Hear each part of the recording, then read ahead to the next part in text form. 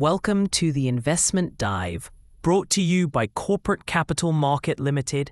Joining you today are your hosts, Amanda and Adrian. Welcome to the deep dive. Today, we're really peeling back the layers on building real wealth. And we're taking inspiration from, well, one of the greats, Warren Buffett. Absolutely. Can't get much better as a guide. Exactly. Forget the usual tips you hear everywhere.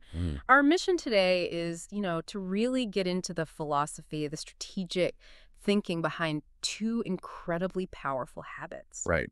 They sound simple, maybe deceptively so, but they powered Buffett's whole journey. Yeah, think of it less like a what-to-do list and more like how to think, how to act like someone who really masters financial discipline. We're drawing on some great insights here, like from sources looking at discipline over desire. Now, let's be real for a second. We all know we should save more, right? We intend to manage our money better. Of course, the intention is always there. But how often does it feel like you're swimming against the current? Paycheck lands, bills go out, maybe a little spending happens. And poof, suddenly there's nothing left for that savings goal. Exactly. That intention just vanishes. It's this weird feeling, knowing the right thing, but somehow not quite getting there consistently. It's a classic paradox, isn't it? The most basic financial rules, the ones we hear over and over. They're often the hardest ones to actually stick to day in and day out. And that's precisely what we're digging into today. This isn't just rehashing old advice. No. Our aim is to break down why these two habits, which seem basic, are so incredibly effective when you actually commit to them with, let's say, Buffett-level conviction. Okay. We want to explore how they can genuinely change your financial path. Yeah. Not through some complicated scheme or risky bet, Right. but through consistent, almost boring, disciplined action. It's about building that solid foundation for wealth, one choice at a time. Couldn't agree more. So if you're ready to go beyond just understanding these ideas and actually embed them in your life, let's start with a really key distinction. We need to unpack why saving what's left is almost a guarantee for just staying average financially, and what Buffett did and still does that's so different. Let's do it. So this first habit, it's a direct quote from Buffett, and it really shifts your thinking. Don't save what is left after spending. Spend what is left after saving. Sounds simple, right? Almost obvious. Almost a truism, yeah. But when you dig in, you realize it completely challenges our natural way of doing things. Because most of us do operate the other way around. We get paid, cover the rent, groceries, bills, maybe, a few treats. Yeah, the essentials and a bit of fun. And then if there's anything left, then maybe we think about saving. And for so many people, that leftover bit is tiny, or maybe even zero some months. Exactly. The money just seems to evaporate. It gets eaten up by the now before the future even gets a look in. And what's really key here, Buffett's advice isn't just about shuffling money around. It's fundamentally about mastering self-control, prioritization. Right. It's psychology. It's not just a catchy phrase. It's like rewiring your financial brain. When you flip it, when you decide, okay, future me gets paid first. You allocate that money to savings or investments right away. Yes. You're essentially pre-committing. You're forcing yourself to live on what's left after you've secured your future, instead of just hoping something's left for it. That makes sense. And look at Buffett's own company, Berkshire Hathaway. He always makes sure they have tons of cash ready, for opportunities. He's not spending all the profits and then seeing what's left. He's always ready for the future, positioning for growth. Exactly. Not just managing today's bills. Okay, so how do we actually do this? As everyday people, investors, earners, how do we make this proactive mindset practical? We all know about automatic transfers. Right, the classic advice. But the sources really stress that these aren't just for convenience. They're like behavioral tools. Philosophical tools, yeah. The usual advice is set up a transfer right after payday. But maybe we can push that a bit. Is it just about moving any amount? Or is there a smarter way to figure out how much to save first, especially when retirement or buying a house feels miles away? You've really hit on a crucial point there. Optimization, because the power of that automatic transfer is really twofold. First, like you said, it removes the friction. Yeah. The decision fatigue. Right. You don't have to think about it each month. Exactly. Your willpower, we know it's limited. Automating savings just bypasses that whole mental struggle. Yeah. You're kind of forcing yourself into the good habit. Okay. But second, and maybe more importantly for, an audience that's already thinking about this stuff, this pay yourself first isn't just about filling up a generic savings bucket. It's about strategically sending those funds to the right places for your goals. Are we talking maxing out your 401k to get that employer match? Good point. Free money. Absolutely. Or funding a Roth IRA for that tax-free growth later. Or maybe an HSA, for the triple tax advantage on health savings. So it's not passive saving, it's active allocation. Precisely. Think like Buffett allocating capital. Where does it give the best return, the most strategic advantage? We should try to do the same with our personal finances. Where can each dollar work the hardest for us? That's a really powerful distinction. Not just saving, but strategic investing right from the start. Okay, but let's say someone's doing this or they've just set it up. What happens when, life happens? The unexpected expense. Yeah, or you just feel that pinch from having less discretionary cash. How do you stick with it? How do you resist dipping back into those savings you automated? That's the challenge, isn't it? And it leads us perfectly into Buffett's next big insight. Okay. About the subtle but incredibly strong pull of our habits. Right. Here's where it gets really interesting. Yeah. Connecting that proactive saving with fighting against those ingrained behaviors that can just quietly sabotage everything. Exactly. So this second powerful habit, it comes from another really sharp observation by Buffett. Chains of habit are too light to be felt until they are too heavy to be broken. Oof, that one hits home, doesn't it? It really does, and it applies so intensely to money. We often rationalize those small, seemingly tiny choices we make every day. Like the extra coffee. Or the impulse click online, that subscription you forgot about. Telling ourselves, oh, it's just a few bucks, it doesn't really matter. Yeah, but those are the invisible links, aren't they? Slowly, without you even noticing, forming these chains that can just anchor you, keep you stuck financially.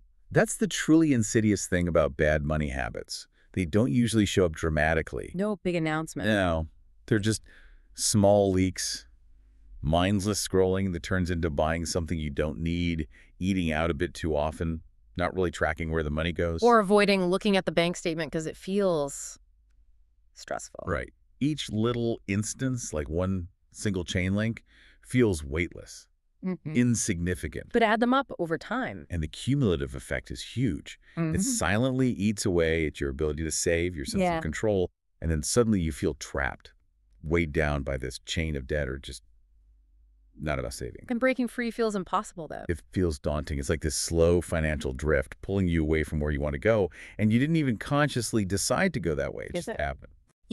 Buffett, especially in his early days, was apparently meticulous about expenses. Always knew where his money was going. No leaks. Exactly. Awareness.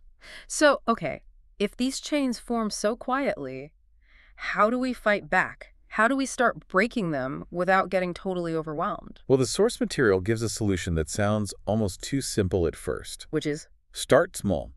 Really small. Pick one habit. Just one. Don't try to overhaul your entire financial life overnight. Because that just leads to burnout, right? You try to change everything, fail at one thing, and give up on it all. Exactly. It's a common trap. But how do you pick the right small habit? It's not just about picking the easiest one, maybe. Good question. It should probably be one that could have a ripple effect if you change it. Precisely. Okay, let's use that classic example. The daily coffee run. The infamous latte factor. Right. Most people might just say, okay, I'll stop buying coffee.